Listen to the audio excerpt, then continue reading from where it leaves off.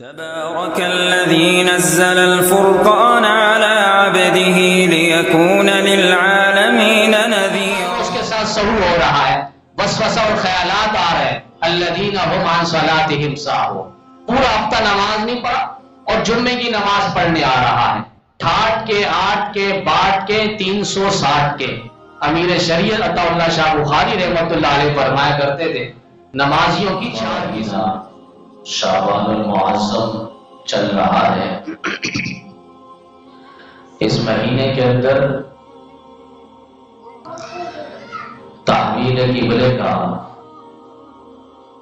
حکم صادر ہوا ہے، یعنی بیت المقدس سے بیت اللہ کی طرف رخ کروایا گیا. اسی ماہ مبارک پہ تیمم کے آداب احکامات سے متعلق باتیں نازل ہوئی ہیں. اسی مہینے میں اسلامی تاریخ میں غزوہ بنی مصطلق کا واقعہ پیش آیا. اسی شعبان المعظم کے مہینے میں حضرت حفصہ اور حضرت جویریہ رضی اللہ تعالیٰ عنہما سے نبی اکرم شفیع اعظم محمد عربی صلی اللہ علیہ وسلم کا نکاح مسنون ہوا ہے. شعبان المعظم یہ بڑا برکت والا، خیر اور عظمت والا مہینہ ہے. معظم ہی بتا رہا ہے یہ عظمت والا ہے. اور ایک حدیث میں یہاں تک فرمایا کہ شہر شعبان شہری. امام الانبیاء صلی اللہ علیہ وسلم نے فرمایا کہ شعبان کا جو مہینہ ہے وہ میرا مہینہ ہے. رجب اور شعبان داخل ہوتے ہی امام الانبیاء صلی اللہ علیہ وسلم دعا فرمایا کرتے تھے، اللہم بارک لنا فی رجب و شعبان وبلغنا رمضان. اللہ شعبان اور رجب میں اتنی برکتیں عطا فرما، یعنی ہماری عمر اس قدر خیر و برکت والی بنا، دراز بنا کہ ہم خیریت کے ساتھ رمضان مبارک کی برکتیں، سعادتیں، تیری رحمتیں، تجلیات، انوارات و یوزات حاصل کر سکے. یا اللہم بارک لنا فی رجب و شعبان وبلغنا رمضان. یعنی یوں سمجھ لیں کہ شعبان کا مہینہ جو ہے ایک مقدمہ ہے، تیاری ہے. یوں سمجھ لیں رمضان سے پہلے رمضان کا استقبال کا مہینہ ہے، رمضان کے احترام کا مہینہ ہے. اور نبی علیہ السلام شعبان کے مہینے میں ایک عمل نبی علیہ السلام کا واضح طور پر نظر آتا، جو دیگر احادیث کی کتابوں میں حضرت عائشہ صدیقہ طاہرہ مبرہ منزہ رضی اللہ تعالیٰ عنہ سے روایت ہے، حدیث مذکور ہے. اور وہ یہ کہ امام الانبیاء صلی اللہ علیہ وسلم شعبان کے مہینے میں کثرت سے روزہ رکھا کرتے تھے، کثرت سے روزہ رکھا کرتے تھے. کوئی تعداد مقرر نہیں، کوئی دن مقرر نہیں، کوئی تعداد نہیں. یہاں تک فرمایا کہ آخری کے جو 2 دن یا 1 دن نبی علیہ السلام چھوڑ دیتے تھے اور منع فرماتے تھے، تاکہ رمضان کے لیے واپس بیدار ہو جائے، تیار ہو جائے. ایسا نہ ہو رمضان شروع ہو، یہ شخص جس نے اتنا روزہ رکھا یہ کمزوری سے نڈھال نہ ہو جائے. تو 1-2 دن روزہ چھوڑ دے، پھر رمضان مبارک کی آمد سے دوبارہ روزہ جو فرض ہے وہ شروع فرما لے. حضرت عائشہ فرماتی ہے کہ میرے جو جسمانی کمزوری کی وجہ سے جو روزے رہ جاتے، میں ان روزوں کی قضا شعبان کے مہینے میں کیا کرتی تھی. اور یہ ایک لحاظ سے بہترین طریقہ ہے کہ ان روزوں کی قضا جو رمضان مبارک میں رہ گئے ان کی قضا شعبان کے مہینے میں بھی اس نیت سے ہو جائے کہ نبی علیہ السلام اس مہینے میں کثرت سے روزہ رکھا کرتے تھے. عموماً عورتیں جو روزہ چھوڑ دیتی ہے جسمانی کمزوری کی وجہ سے مینسز اور ماہواری اور حیض کے ایام کے داخل ہونے کی وجہ سے جو شریعت میں ان کی طرف سے ہے، لیکن ان دنوں میں نماز کی قضا نہیں ہے، نہ نماز پڑھنی ہے نہ نماز کی قضا بعد میں، لیکن بہرحال روزے کی قضا پھر بھی ہے۔ اور عورتیں روزہ پھر بعد میں قضا بھی نہیں کرتی، سستی بہت زیادہ کرتی ہے۔ ان کے لیے بہترین طریقہ کہ سردی کے ایام میں دن وہ مختصر سے مختصر دن ہوا کرتا ہے، ان دنوں میں وہ روزے کی قضا اور تکمیل کر لیں۔ یہاں تک کہ علماء اور فقہاء نے فرمایا کہ ان دنوں میں مخصوص ایام میں خواتین اور مستورات جو ہے وہ نمازوں کے ٹائم بھی مصلی بچھائے اور اس میں ذکر اذکار میں منہمک رہے، تاکہ جب ایام تطہیر شروع ہو جائے، باقی کے دن شروع ہو جائے، ان دنوں میں نماز میں سستی کاہلی نہ رہے۔ اب یہ بات عجیب سی لگتی ہے کہ ہم لاؤڈ اسپیکر اور مائک پر یہ بات کریں، عموماً دین گھر کا بھی ہے، جہاں باہر مردوں کا ہے وہی دین ہمارے گھر کی خواتین اور مستورات کا بھی دین ہے۔ عموماً مردوں میں یہ سستی ہوتی ہے، وہ دین نہ خود صحیح سے سمجھتے ہیں نہ سنتے ہیں اور نہ گھر والوں کو بتاتے ہیں، اور گھر والوں میں جو بوڑھی اماں جی ہے، دادی اماں جی، وہ اپنی طرف سے جو من گھڑت قصے کہانیاں جو سن کر وہ آئے ہیں اسی پر تبصرہ کرتے، تذکرہ کرتے۔ ایک خاتون نے یہاں تک بتایا کہ وہ کسی نے ان کو کہا کہ وہ ایام مخصوصہ میں جو ہے مینسز کے دوران وہ نہ وضو کر سکتی ہے، نہ مصلی پکڑ سکتی ہے، نہ اسی طریقے سے کوئی دینی کتاب وہ پکڑ سکتی ہے۔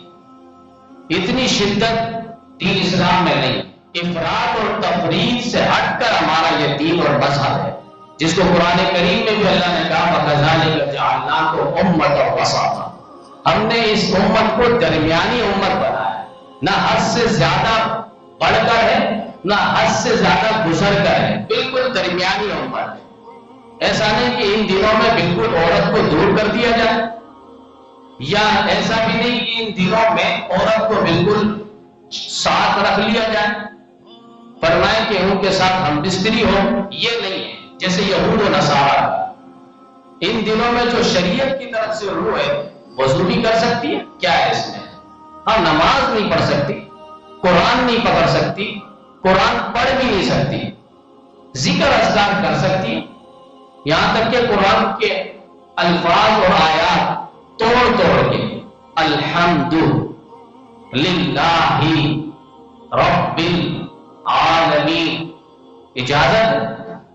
اب تو بات یہاں تک کہ ہمارے شیخ و سند شیخ الحدیث و تفسیر حضرت مولانا مفتی ظفر علی خان صاحب رحمۃ اللہ علیہ فرما رہے تھے کہ ایک شخص نے باقاعدہ مولوی بنا اور وہ کہتا ہے ٹیلی ویژن پہ بیٹھ کے کہ ان دنوں میں ایام مخصوصہ میں ماہواری کے دنوں میں عورتیں قرآن کو پکڑ بھی سکتی ہے، چھو بھی سکتی ہے، بلکہ انہوں نے تو یہاں تک کہہ دیا کہ حیض و نفاس کے عالم میں بھی عورت ان چیزوں کو پکڑ سکتی ہے، پڑھ سکتی ہے، نمازیں بھی پڑھ سکتی ہے۔ یہ کلمات کفریہ کلمات ہیں، لا یمسہ الا المطہرون۔ اللہ قرآن میں کہہ رہا ہے پاک لوگ پاک قرآن پاک کو پکڑے، جو ناپاک ہے وہ قرآن کو ہاتھ نہ لگائے، چھو لینا۔ تو ان دنوں میں خواتین وضو بھی کر سکتی ہے، مصلی پہ بھی بیٹھ سکتی ہے اور ذکر اذکار بھی کر سکتی ہے، اور اس نیت کے ساتھ تاکہ یہ جو ایام ہے 7 دن یا 10 دن گزر جائے تو نمازوں میں سستی نہ ہو، نمازوں میں وہ دل جمی رہے، چستی رہے۔ تو حضرت عائشہ صدیقہ رضی اللہ تعالیٰ عنہا کا یہ طریقہ رہا ہے، جو روزہ قضا ہو جاتی ان روزے کو حضرت عائشہ شعبان کے مہینے میں رکھتی تھی، اور علماء فقہاء نے فرمایا کہ اگر سردی کے دنوں میں رکھ لیں تو دن مختصر سا ہے تو ان دنوں میں قضا آسانی ہے۔ تو یہ شعبان کا مہینہ ایک عمل نبی علیہ السلام کا کثرت سے نظر آتا، اور احادیث اور کتابوں میں لکھا ہے جیسی شعبان کا چاند نظر آتا صحابہ کرام رضوان اللہ تعالی علیہم اجمعین ذکر اذکار کے اندر منہمک ہو جاتے، عبادات کی کثرت ہوتی، نوافل کی فراوانی ہوتی۔ آج تو ہم یہ کہ صرف مخصوص دنوں میں راتوں میں عبادت کر لیتے، بس سمجھتے ہیں بہت بڑے ٹھیکیدار بن گئے۔ یہاں تک کہ اب جبریل بھی آسمان سے ہمارے لیے وحی اور پیغام لے کر آئے گا، تم پکے ٹھکے جنتی ہو۔ ہم اس انتظار میں بیٹھ جاتے ہیں۔ شب معراج میں اچھے خاصے لوگ ہمیں یہاں تک کہا کہ میں نے 12 رکعت صلاۃ الرغائب پڑھی۔ ہم نے کہا وہ کہاں لکھا ہے؟ مولویوں سے سنا ہے صلاۃ الرغائب 12 رکعت نفل۔ کون سی مولویوں سے سنا؟ وہ 5 کا نوٹ اور 10 کا نوٹ ہمیں نہ دکھاؤ۔ 5 اور 10 کا نوٹ جس پہ حکومتی مہر بھی ہے، پاکستان پہ ایک وقت پہ وہ نوٹ چلا بھی ہے۔ ایک وہ نوٹ ہے جو بچے نکالتے ہیں پاپڑ میں، بسکٹ میں، کسی اور چیز میں، تھیلی اور ریپر پھاڑنے کے بعد اس کے اندر سے وہ نوٹ نکلتا ہے جس میں لکھا بھی ہوتا ہے جعلی نوٹ۔ اور ایک وہ نوٹ جو میرے اور آپ کی جیب میں، تینوں میں فرق ہے۔ جو بچے نکالتے ہیں اس کا شروع سے ہی کوئی اصل نہیں ہے، یعنی وہ مارکیٹ میں آیا ہی نہیں تھا، چلا ہی نہیں تھا، کسی نے خرید و فروخت اس نوٹ سے کیا ہی نہیں۔ اور ایک وہ نوٹ ہے جو ایک وقت تک چلا تھا، لیکن حکومت پاکستان نے پھر اس پر قانون مہر ثبت کر دی کہ آج کے بعد یہ نوٹ چلے گا، بند ہو گیا۔ اب وہ نوٹ جو میرے اور آپ کے جیب میں، وہ نوٹ چل رہا ہے۔ یہی تو اللہ قرآن میں کہہ رہا ہے، ایک حکم ہوتا ہے لیکن بعد میں ہم اس حکم سے بہتر حکم صادر کر دیتے ہیں۔ اب آپ ڈاکٹر کے پاس گئے، 102/4 بخار ہے، اس نے انجیکشن بھی لگا دیا، دوائی بھی کڑوی دوائی دے دی، دوسرے دن آپ کا بخار اتر گیا۔ آپ ڈاکٹر کے پاس گئے اور کہا کل والا انجیکشن مجھے دوبارہ لگا دو، بہت فائدہ ہوا۔ ڈاکٹر کہے گا پاگل ہو گیا، بخار اتر گیا تو ضرورت تھی بس وہ لگا دی، اب یہ پیچھے پڑا نہیں، وہی انجیکشن لگا، وہی دوائی دو، وہی میڈیسن دو، اس سے تو مجھے فائدہ ہوا۔ اب کہے گا اس کو لے جاؤ پاگل خانے میں، نفسیاتی اسپتال پہ، ہم یہاں پر اس کا علاج نہیں کر سکتے، یہ کہیں اور بھٹک چکا ہے۔ ایک حکم پہلے تھا، اس حکم کو منسوخ کر دیا گیا، یا وہ جیسا لے کر آیا اللہ کہہ رہا ہے، یا اس سے اچھا تمہارے لیے حکم ہم لے کر آئے ہیں، اس پر عمل کرو۔ الم تعلم ان اللہ علی کل شیء قدیر، اللہ تعالیٰ جانتے ہیں، تم نہیں جانتے۔ تمہاری عقل، تمہاری شنوائی اور تمہاری سماعت اور تمہاری بصارت وہاں تک نہیں۔ ہماری تو دیوار کے پیچھے پتہ نہیں دیوار کے پیچھے کون ہے، کیا کر رہا ہے۔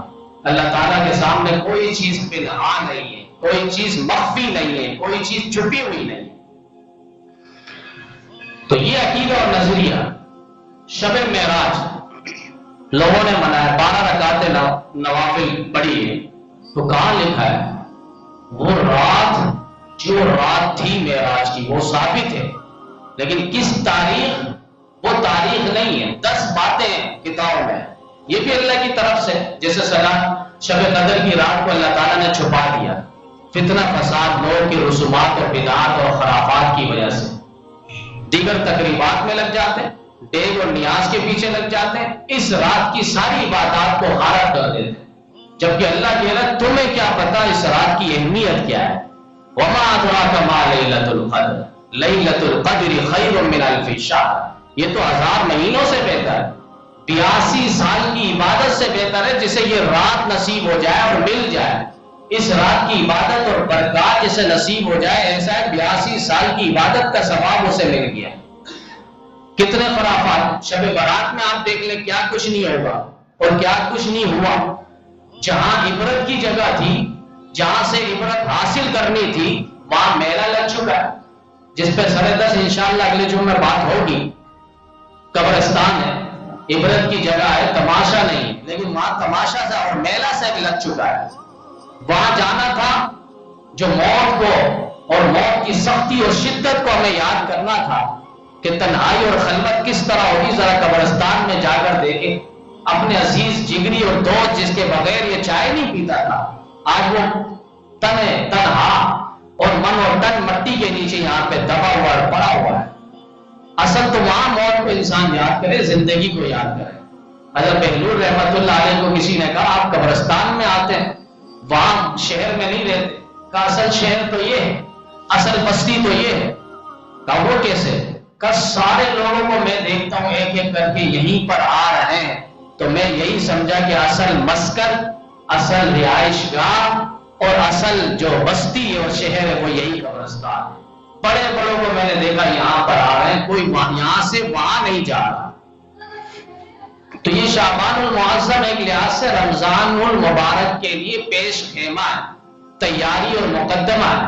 جس طرح نماز پڑھتے ہیں، نماز سے پہلے استنجا ہے، نماز سے پہلے وضو ہے، اور وضو کے جو لوازمات ہے، پھر وضو میں مسواک ہے، سنن ہے، مستحبات ہے. یہ ساری چیزیں نماز سے پہلے جو ہے یہ مقدمہ ہے، نماز کی تیاری ہے، نماز کا استقبال ہے، ادب احترام ہے.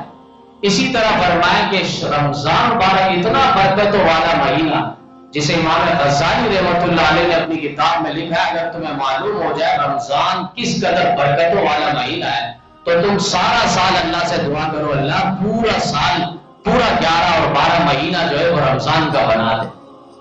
اور صحابہ کرام رضوان اللہ تعالی علیہم اجمعین 6 مہینہ پہلے ہی رمضان کی تیاری کرتے تھے اور آمد کی دعائیں کرتے تھے، اور گزرنے کے بعد پھر 6 مہینہ قبولیت کی دعا کرتے تھے، اللہ رمضان مبارک ہم سے جا چکا، جتنی عبادتیں ہوئی ہے اسے قبول فرما.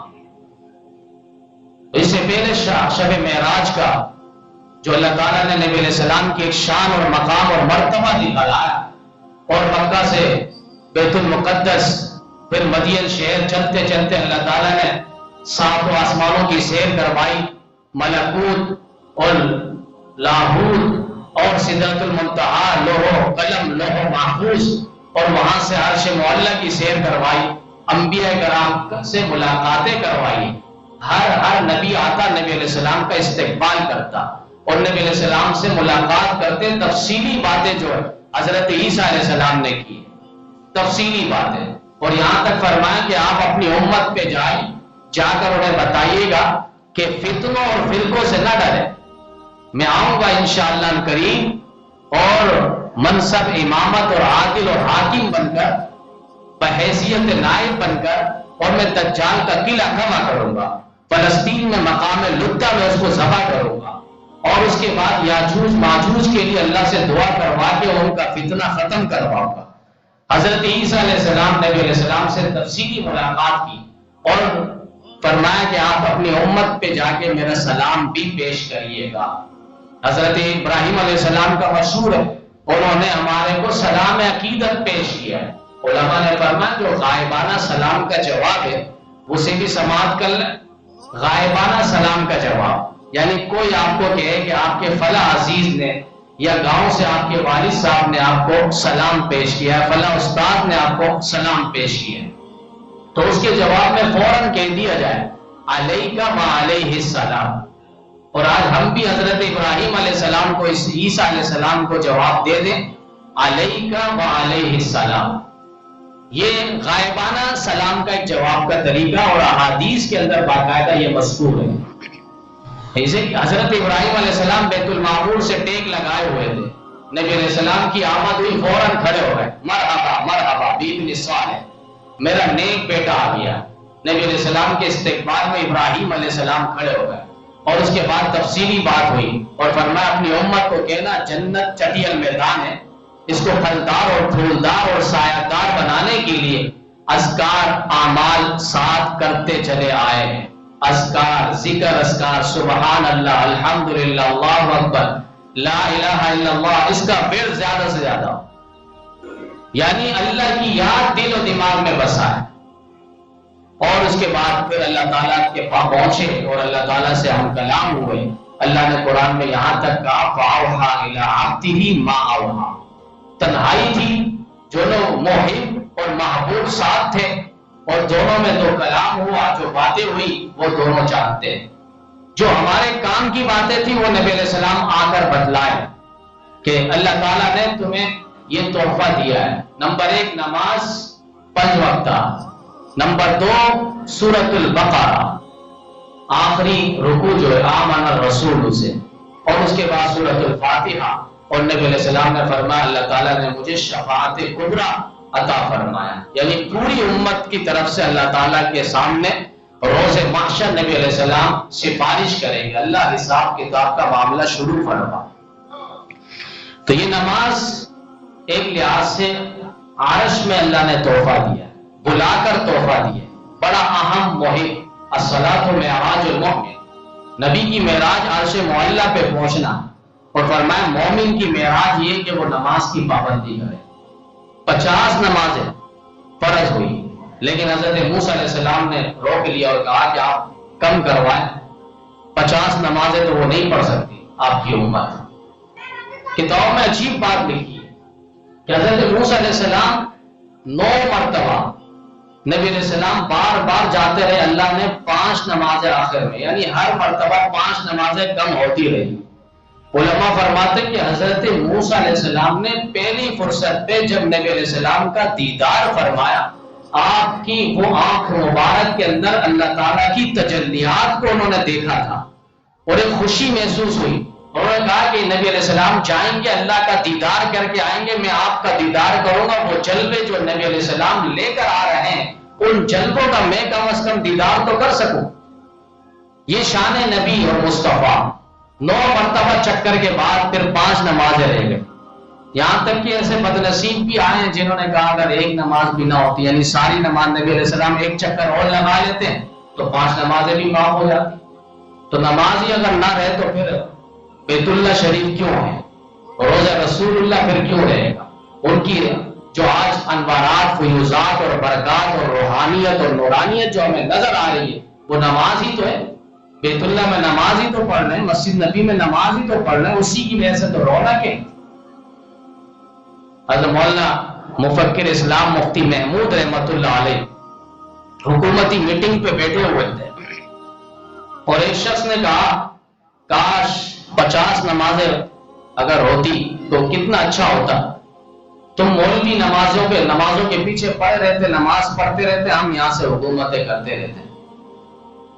یہ کلمات کفریہ کلمات ہے۔ نماز صرف مولویت کے لیے نہیں ہے، نماز داڑھی پگڑی ٹوپی والوں کے لیے نہیں ہے، نماز مسلمانوں کا حصہ ہے۔ لا سہم فی الاسلام، اس کا دین اسلام پہ کوئی حصہ اور نصیب ہی نہیں ہے جو نماز ہی نہ پڑھے۔ نماز صرف مولویوں کے لیے نہیں ہے، طالب علم علماء کے لیے نہیں ہے، نماز ہر اس شخص کے لیے جس نے پیغمبر اسلام صلی اللہ علیہ وسلم کا کلمہ پڑھا ہے۔ آج بھی آپ دیکھیں گیدرنگ میں بیٹھے ہوتے 2-4، اب ایک تھوڑا سا باشرہ ہو، نیک دیندار ہو، سارے دوست اس کو پوچھتے ہیں کہ بھائی جاؤ نماز کا وقت ہو گیا، یعنی اس کے اوپر نماز نہیں ہے، اس کے اوپر نماز ہے۔ 4 اٹھیں گے نہیں، اس 5ویں کو اٹھائیں گے، وہ بھی خوش نصیب ہے کہ اس کو یہ لوگ کہہ رہے ہیں کہ نماز پڑھنے جاؤ۔ آج تو ایسے بھی والد ماشاءاللہ پیدا ہو گئے جو اپنے بیٹے کو باقاعدہ یہاں تک کہہ رہا ہے کہ بیٹا کمانے سے کھائے گا، روٹی ملے گی، پیسے ملیں گے، نماز پڑھنے سے تجھے پیسے نہیں ملیں گے۔ یعنی نماز نہیں پڑھ، کمائی کے پیچھے لگ، فیکٹری میں جا۔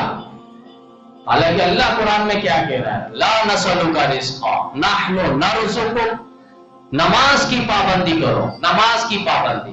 وما من دابۃ فی الارض الا علی اللہ رزقها، اللہ قرآن میں کہہ رہا ہے کہ ہم نے رزق کا ذمہ لیا ہے، جانور ہو، چوپائے ہو، 4 پاؤں والے ہو، 2 پاؤں والے ہو، کافر ہو، مومن ہو، سب کو میں رزق پہنچاؤں گا۔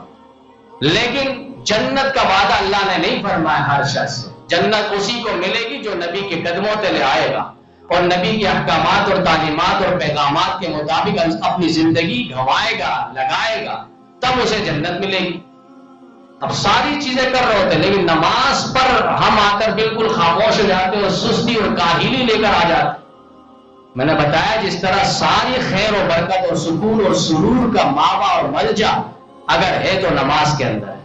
انسان کتنا ہی اچھا ہے، نماز میں نہیں آ رہا ہم اسے اچھا کہیں گے نہیں، اور کتنا ہی برا ہے لیکن نماز کی پابندی ہے۔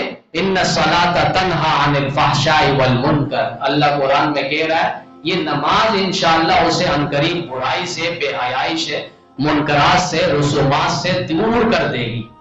نماز کے اندر اتنی جانداری ہے اور نماز کے اندر اتنی خیر و برکت ہے، لیکن شرط یہ کہ نماز جو اپنے اس کے احکامات ہے، آداب، اس کے ساتھ ہم نماز پڑھیں، ورنہ قرآن کریم میں اللہ نے نمازیوں کی تباہی اور بربادی کا بھی ذکر کیا۔ سورۃ الماعون بالکل آخری 10 سورتوں کے اندر آپ دیکھیں، اس کے اندر اللہ کیا کہہ رہا ہے؟ فویل للمصلین، تباہی اور بربادی ہے نمازیوں کے لیے۔ اللہ نماز پڑھنے والوں کے لیے تباہی. کہا الذین هم عن صلاتهم ساہون الذین هم یراؤون ویمنعون الماعون. اللہ کہہ رہا جو نمازوں سے غافل ہے، نمازوں سے غافل ہے. ایک نماز پڑھے تو دوسری نماز نہ پڑھے، دوسری پڑھے تو تیسری نہ پڑھے.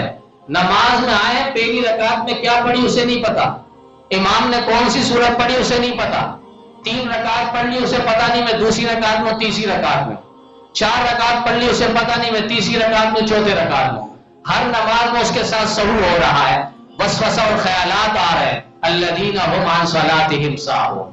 پورا ہفتہ نماز نہیں پڑھا اور جمعے کی نماز پڑھنے آ رہا ہے. ٹھاٹ کے 8 کے باٹ کے 360 کے. امیر شریعت عطا اللہ شاہ بخاری رحمۃ اللہ علیہ فرمایا کرتے تھے نمازیوں کی 4 قسم ہے. ٹھاٹ کے جو ہر وقت نماز پڑھے وضو کے ساتھ ٹھاٹ کے رہتا ہے، اور 8 کے جو صرف ہفتے میں ایک ہی نماز جمعہ پڑھے بس اسی پہ ہو. وہ بھی جمعے کی نماز کیا ہے، گریوی جس کو کہتے ہیں، بس 2 رکعت پڑھی اور رفع چکر. ان مسجدوں کو تلاش کرتے ہیں جس میں کوئی بیان نہ ہو، ان مسجدوں کو تلاش کرتے ہیں جہاں جلدی نماز ہو، ان مسجدوں کو تلاش کرتے ہیں جہاں بس سلام پھیرتے فوراً نکلنے کی راستہ ہموار ہو. تو یہ ہماری نماز ہے. 8 کے صرف جمعۃ المبارک کے دن نماز پڑھتے، وہ بھی 2 رکعت پڑھ کے رفع چکر. ان سے پوچھے جمعے کی نماز میں کتنی رکعت ہیں، اب وہ ایک نے تو یہاں تک کہہ دیا مزے کی 2 رکعت، یعنی امام جو پڑھا رہا بس 2 رکعت ہے، اس کے علاوہ اگلا پچھلا کوئی سنت موقدہ نہیں ہے، پڑھی نہیں، اس کو معلوم نہیں. اور اسی طریقے سے فرمائیں کہ ٹھاٹ کے 8 کے باٹ کے باٹا پہن کر آئے گا، تھوڑا شوز پہن کر آئے گا جنازے، تاکہ رشتہ دار خوش ہو. آگے تھوڑا سامنے بھی کھڑا ہو جائے گا، بھائی میں آپ کے فلاں عزیز کے جنازے پہ آیا ہوں مجھے دیکھو. پھر قبرستان پر ساتھ ساتھ جاتا ہے کھنکارتے ہوئے، اور کلمات بھی دہراتے. بعض تو اشہد ان لا الہ کلمہ شہادت، اس پر کتنی مرتبہ بات ہوئی ہے. ہم اصل میں کتاب اٹھاتے نہیں ہیں، دیکھتے نہیں ہیں. منہج الواضح ہے، المنہج الواضح ہے. حضرت مولانا سرفراز خان صفدر رحمۃ اللہ علیہ، اللہ ان کی قبروں پہ کروڑوں رحمت نازل فرمائے. ان کی 50 اور 60 سے زائد کتابیں آپ اٹھائیں تو صحیح، ایک ایک کتاب کے اندر ایسے ایسے ہیرے اور جواہرات موجود ہیں. اٹھائیں کون سے، موبائل سے فرصت نہیں. گوگل کو سرچ کرتے سارے مفتی وہاں بیٹھے. مکس پلاؤ ساری چیزیں وہاں پر، گدے کا گوشت بھی وہاں پر، خنزیر کا گوشت بھی وہاں پر، گائے کا گوشت بھی وہاں پر، مرغی کا گوشت بھی وہاں پر. اچھا والا. اور جو سادہ مسلمان ہے جس کو دینی نالج نہیں ہے، اب آپ مجھے بتائیں وہ فتویٰ اور مسئلہ کیسے اور صحیح کیسے نکالے گا. ذکری لوگ ہیں، قادیانی لوگ ہیں، احمدی لوگ ہیں جو دین کے دشمن ہیں، اپنا نام ایسا ٹائٹل لگایا وہ آپ بولیں گے سب سے بڑا احمدی تو یہی ہے. وہ احمدی سے مراد غلام احمد قادیانی کو لیتا ہے، جو ہمارے نیشنل اسمبلی نے باقاعدہ اس پر مہر لگا دی کہ دار اسلام سے خارج اور باہر ہے، دین اسلام پہ کوئی ان کا حصہ نہیں ہے ان قادیانیوں کا. وہ گھسے میں ویب سائٹ کے اندر، گوگل کے اندر، ہم ان کو بڑا سمجھیں گے، ذکری اور فکری آ گئے، بڑے معرفت والے آ گئے، تو وہاں سے ہر کوئی مسئلہ نکال نہیں سکتا. تو وہاں منہج الواضح کے اندر مولانا سرفراز خان صفدر رحمۃ اللہ علیہ نے لکھا اللہ کو 3 آوازیں پسند نہیں ہیں. نمبر 1، قرآن پاک کوئی تلاوت کرے اور سامنے بیٹھ کر کوئی بات کرے، اللہ کو یہ پسند نہیں. قرآن پڑھا جائے اور خاموشی سے سنو. اور دوسرا فرمائے کہ میدان جنگ پہ ہو، وہاں پہ شور شرابہ نہ ہو ورنہ اپنوں کو نقصان زیادہ ہو جائے گا. تیسرا فرمائے کہ جنازے کے پیچھے جو آوازیں کستے ہیں وہ نہ ہو. یہ تو اس وقت تھا جب یہ زندہ تھا، اس کے سرانے بیٹھ کر کلمہ شہادت کی ورد ہوتا تاکہ یہ کلمہ پڑھتا اور مسلمان جنت پہ داخل ہوتا. لیکن اب وہ مر چکا ہے، اپنے آپ پڑھنا ہے تو سورہ یاسین پڑھو، سورہ بقرہ پڑھو. کلمہ شہادت سے صرف کیا ہوگا؟ آیت الکرسی دن میں پڑھتے ہیں، جو بھی میت کے لیے سال ثواب کا ذریعہ بنتا ہے، کلمہ درود وہ پڑھتے رہیں. لیکن آوازیں لگانا یہ اب اپنی طرف سے دین نکالنے، اس کا شریعت پہ کوئی حصہ نہیں ہے. تو یہ کہ ٹھاٹ کے 8 کے باٹ کے جنازہ پڑھنے کے لیے آئے گا، اور 360 کے جو صرف عید کی نماز پڑھنے کے لیے. کاش عطا اللہ شاہ بخاری رحمۃ اللہ علیہ ہوتے تو ان کے پاس در ادب سے یہ بات بھی عرض کرتے، حضرت یہ بھی بتا دے جو عید کی نماز میں نہ. ایسے بھی لوگ ہیں باقاعدہ مشاہدے میں آنکھوں سے دیکھا ہی ہے جو عید کی نماز میں بھی نہیں آتے. الامان والحفیظ. تو یہ نماز ایک معراج کا تحفہ ہے. نبی علیہ السلام اسے حارس سے لے کر آئے اس امت کی رہائی اور اس امت کی کامیابی کے لیے، سرخروئی کے لیے. جتنا ہو سکے ہم اسے بوجھ سمجھ کر نہ پڑھیں، ہم اسے شوق سے پڑھیں. سارے رزق کی تنگی اللہ دور کر دے گا. اب ایک شخص کو کہا ہم نے نماز کی پابندی کرے، نماز پڑھے، وہ آگے سے کہنے لگا میں تو نماز پڑھتا ہوں. ہم نے کہا یہ نماز نہیں ہے. قرآن میں اللہ قرآن میں کیا کہہ رہا ہے؟ نماز پڑھنے کا ذکر نہیں کہتا. اللہ لفظ کہہ رہا ہے الذین یؤمنون بالغیب ویقیمون الصلاۃ. نماز قائم کرنا، پڑھنا اور قائم کرنا اور ہے، پوری جماعت کے ساتھ تکبیر اولا سے لے کر شامل. یہ نہیں کہ امام سلام پھیر رہا ہے پھر جاتے ہیں، سارے موج مستیاں اتار لیتے کہ امام سلام پھیرے گا اپنی نماز جلدی ہو جائے گی، بس 4 رکعت پڑھی اور بھاگ گئے. یہ نماز پڑھ تو رہے ہیں لیکن یہ معلوم نہیں نماز کی اینگل سے اور کس ایریے سے یہ نماز پڑھ رہا ہے. تو نماز جاندار ہو، شاندار ہو، اپنے وقت پہ ہو، جماعت کے ساتھ ہو. ہم اسے بوجھ سمجھ کر نہ پڑھے، اس کو شوق کے ساتھ پڑھیں گے انشاءاللہ یہ ساری مہنگائیاں اور سارا طوفان اور سیلاب اللہ تعالیٰ دور فرما دے گا. اللہ تعالیٰ ہم سب کو کہنے سے زیادہ عمل کی دولت نصیب